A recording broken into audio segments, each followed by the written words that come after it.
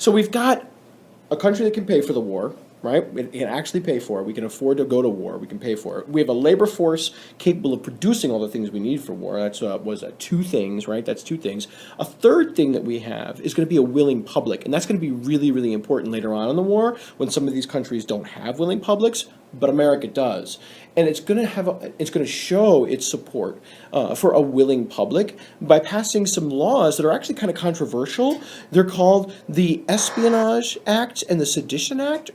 And the goal here is to actually limit criticism of the war. We don't want people to actually verbally criticize the war. That's going to hurt the morale of our labor force. It's going to hurt the morale of our troops. Could cause us some problems down the line.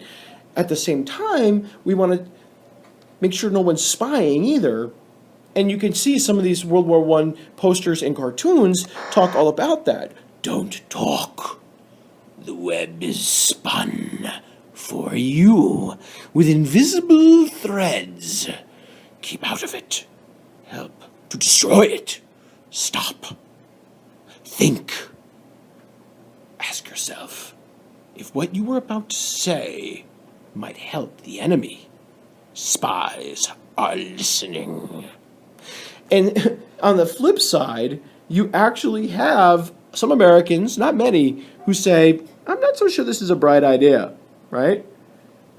We have potentially some people that might be dangerous, a little fly, too drastic.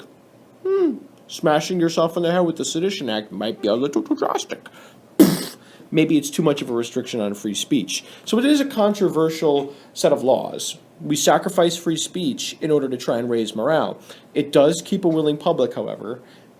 It also has an unintended consequence in that Americans are really going to become fearful of different groups of people, including German Americans, who get targeted because our primary enemy is Germany. We're going to see beatings of German Americans. There's going to be prejudice against them. There's going to be a whole bunch of persecutions against them. It's going to be a bit of a mess. But it does lead to a willing public, something that is really important for people when fighting a war. What else do we need? Let's find out.